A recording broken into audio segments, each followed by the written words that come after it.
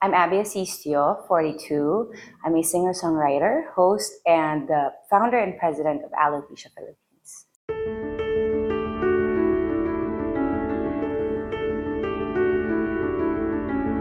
So as founder, we started Alopecia Philippines in 2013 kasi I came out with my condition 2012 as an artist. We had a support group, we would have small gatherings, and then we decided to really make it a full-blown organization. As president right now, I oversee most of our activities, but now we have lots of leaders under the team.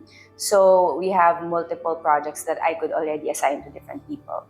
Isa sa mga bagay na naging guiding force din for me was to be able to provide something or someone to the young Abby that I was when I was 4 years old. So I grew up not really having anyone that I could relate to tell me na okay lang yan, look at me. So that became one of the reasons why I started the advocacy and the organization. Kasi I didn't want the next generation of kids or people with alopecia to still feel like they had to hide or that they were lost because they didn't have anyone to turn to. Sobrang big thing to have a role model. Actually, even the basic idea of having someone to just listen to you or to tell you that things are gonna be okay, malaking bagay na eh. So, nung nakita ko din sa mga tinitingala ko, kung ano yung naging effect nila sa akin, gusto ko lang din ipasa. And yun din yung ina-encourage ko sa mga members ng group namin or sa community to pass on the positive ripple effect to others. So there are different types of alopecia. There's areata, which is bald patches. And then there's total hair loss, which is alopecia totalis. And alopecia universalis, which is total body hair loss, eyelashes, eyebrows. You could distinguish it from regular hair loss kasi pag regular hair loss, numinipis yung buhok pero hindi ka naman nakakalbo eh.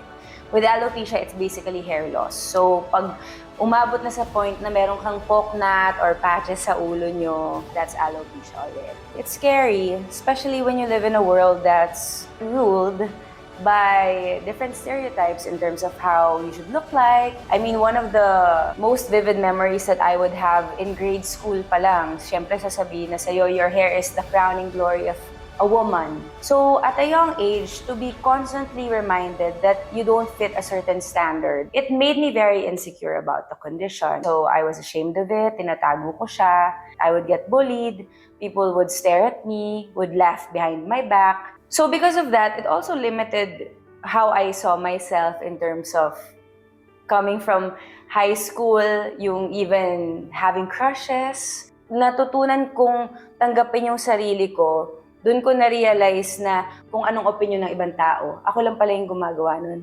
All the opinions didn't matter anymore eh. Kasi ako mismo natanggap ko na yung sarili ko. And my goal was to make society here in the Philippines to be open and less judgmental of those with this same disease as I am. Just to get things straight, hindi naman siya forever na okay na ako, sobrang nothing bothers me anymore. I still have my moments of insecurity. Moving forward became the stronger pull. It gave my life purpose. Despite the insecurities, nawawala yun eh pag naiisip ko yung bigger purpose, which is yun nga, the community and the advocacy. Despite my personal struggles, I guess one of the biggest things that Alopecia Philippines gave to me was that sense of responsibility. Na I could set my feelings, emotions, or own insecurities and doubts aside because mas importante yung ginagawa ko sa community.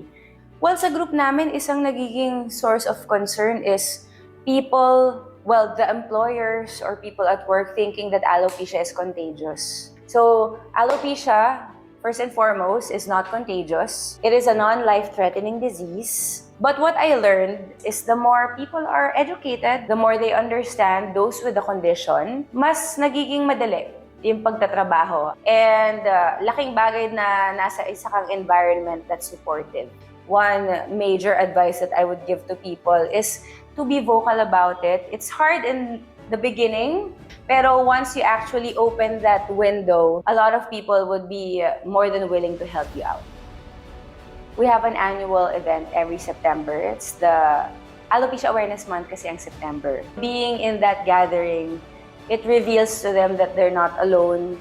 Tapos may mga ate at kuya sila na makakausap na tutulong sa kanila or magbibigay din ng encouragement, ng advice. We're blessed, I guess, given how many years that alopecia has been ongoing, na nagkaroon na rin kami ng credibility as an organization that people more than willingly give.